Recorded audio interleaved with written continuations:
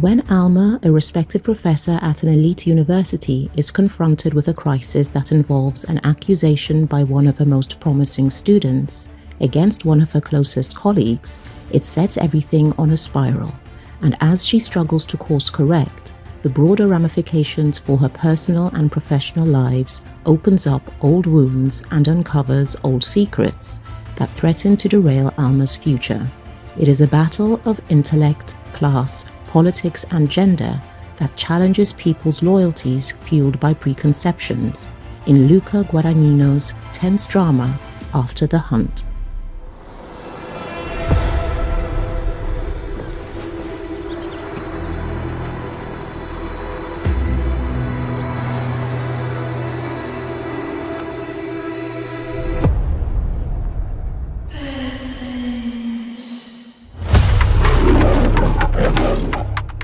So what do you think? About what? All of it, the student, the professor. I think... Can't take it back once it's been set in motion. Director Luca Guadagnino took on the task of bringing Nora Garrett's script to the screen after being captivated by the fascinating story she wrote of academic elitism and the power dynamics of gender.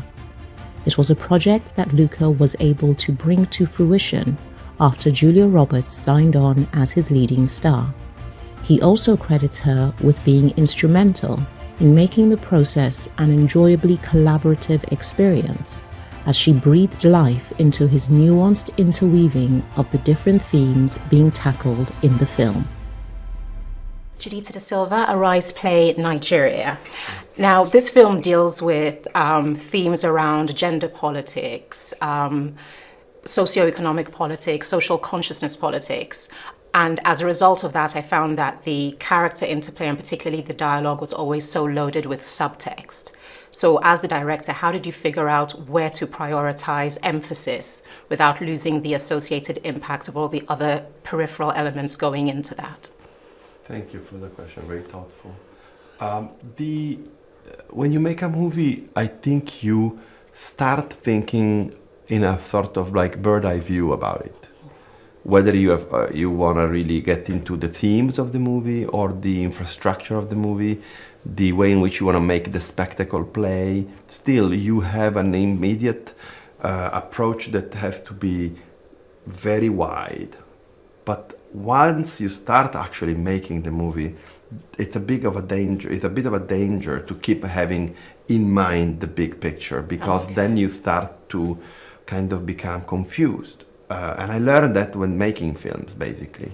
What I learned is that once you start making the movie and you start to break the movie down from the script to the scenes, from the scenes to the shots, from the shots to the tempo and the pacing of each shot, and to the juxtaposition of things, and then what happens in the shot, then you start to focus on the atomic parts of the movie, trying constantly to make sure that an image is not a didactic image, but an image carries with itself many, many indications that juxtaposed with one another eventually can reclaim the earlier, bigger picture that you were thinking of. Yeah.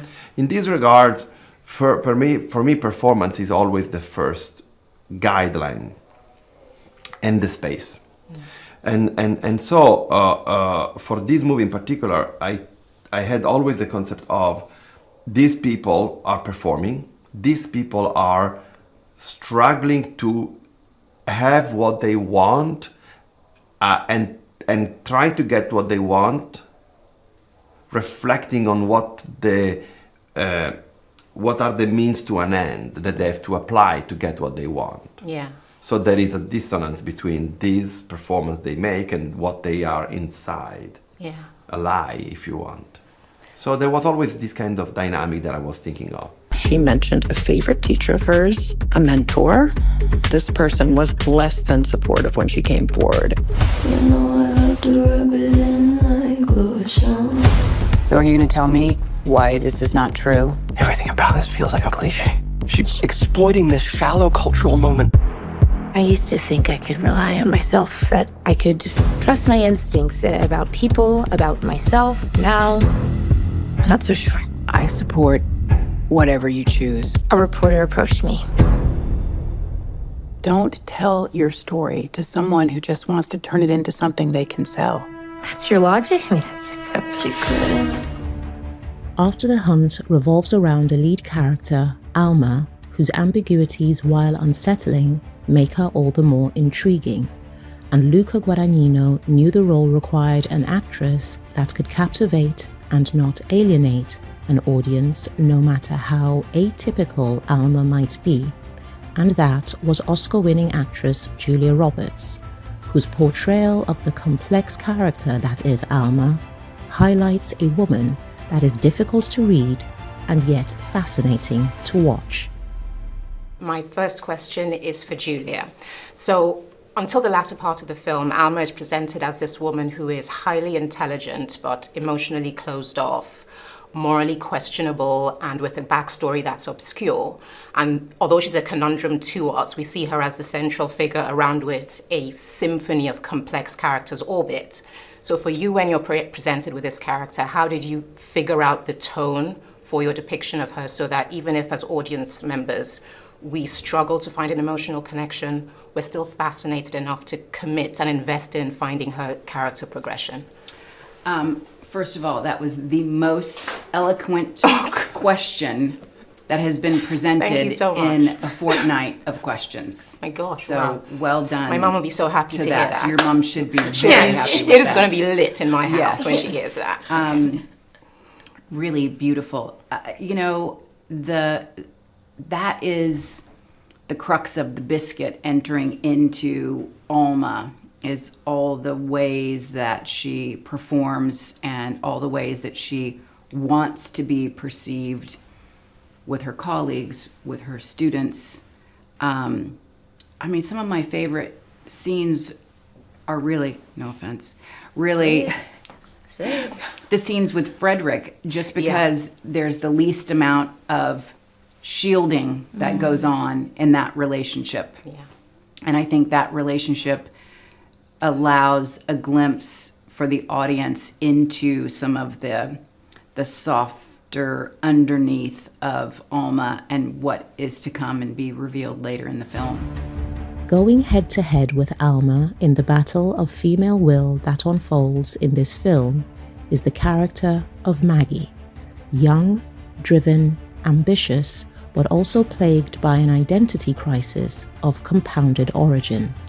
And unpacking that over the course of the film reveals several layers to the personality and backstory of a young student who is in some ways desperate and in other ways disturbing.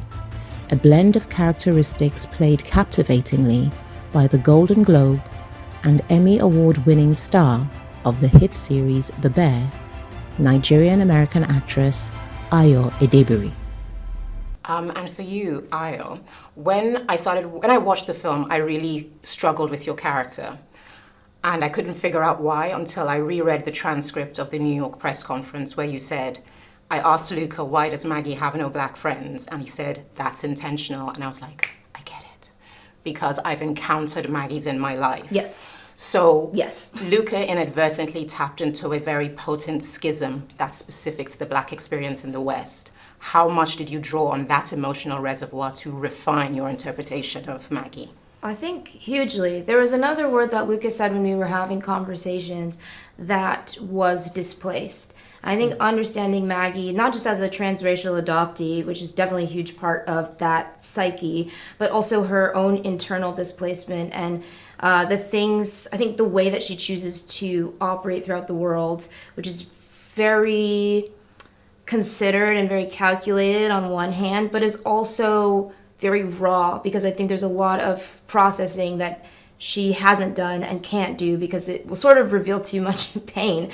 And so the way that she weaves throughout the world was really fascinating to me, because I think there's also things where both characters in the film, but also people that we've spoken to, you know, will take a statement at face value, but I don't necessarily think that for Maggie it is an honest statement, even if there are honest parts about it. Yeah. It's just those types of complications I found really fascinating. I think also as somebody who has encountered Maggies, and you are kind of bewildered and frustrated in moments, but also deeply feeling, you know, for like this type of pain. I was really attracted to, honestly, like playing somebody where I realized I had certain judgments against her, and I don't know, the search for understanding that and embodying that, I found that really fascinating and rewarding and kind of freeing in a way, to also like free myself of those sort of preconceived notions, because I think that that's how Maggie goes through the world. Yeah.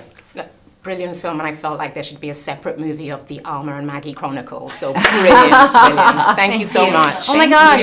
Thank you. You never talk about yourself, your personal life, your family. Misconstruing my need for privacy as having something to hide would be a mistake. Respectfully, Alma, I'm not sure that it is. Have you ever disagreed with a patient over a sensitive issue?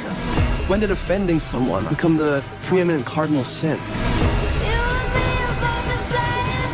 Luca Guadagnino's distinct directing style is once again on show in After the Hunt.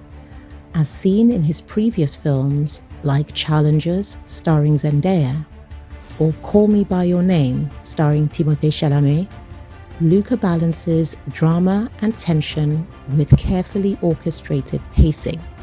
And in After the Hunt, he further punctuates that with his use of music in ways that are reminiscent of classic Hollywood filmmaking, creating a nostalgic but also contemporary play on the medium.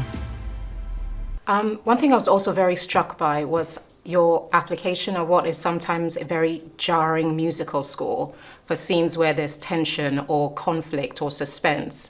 And it was really reminiscent of what directors like Hitchcock did in films like Marnie, or John Huston in Maltese Falcon, where it's brass, woodwind, very staccato. But the film itself is so rooted in topics of the day. So the film in context is of the day, but the style is a throwback. How did you find that cohesion stylistically?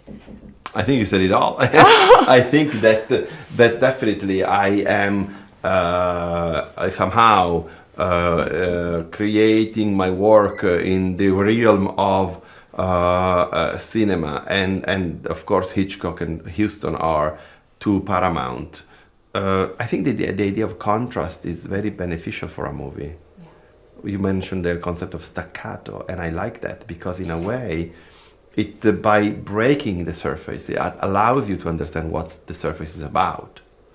So when you have Alma entering the apartment and walking through the corridor, being bewildered by the conversation she just had on the stairwell with Maggie, you have to remember that one thing is her presence in the apartment and her following meeting with the husband. One thing is what she is carrying inside and how much she's withdrawing from the husband and from herself about what she has just learned, or what she has learned about herself, her reaction to Maggie. And in this sense, the music in that moment was Ligeti, which was one of the great composers of the second half of the 20th century, brings with it the anguish and the turmoil that I think she felt inside, to a degree that becomes, again, dissonant. But when she enters the room with the husband, and the husband sees that she's bewildered, but he's very delicate in not going straight to the point and make her talk, the music becomes the great piece of music by John Adams, I Put My Loving Arm Around You, which she's enveloping and soothing. So this kind of pas à deux, you know, between those two different ways of using music, so I hope makes the thing whole. Really did. Thank you so much. My answers are very long, and I think you should give more questions, because it's my fault that I am eating the time. No. But the questions are very thoughtful. So if you want to continue, I don't want to break the rules because there's a queue I'm breaking of the people rule. waiting I'm to breaking talk the to rule. you. Let's break the rule for Oh, really? Oh, yeah. Thank you so much. So your camera work, Yeah. it kind of drives the audience to pay attention to parallel conversations, the conversations of the words and the conversations of mannerisms. So you'll take the camera and cut to the hands and lock in, where we would instinctively expect you to go back to the eyes or maybe to the lips. But by doing that, you're kind of thrown as to what's going on, what am I missing, what do I need to translate?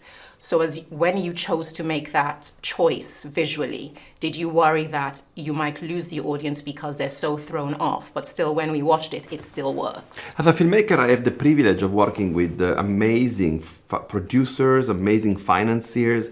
MGM Amazon is an incredible studio who has supported me for so long. And when I say that, I mean that they really want to see me expressing my voice. Okay. They're not asking me to deliver them a movie in the void. They want to see a movie by me.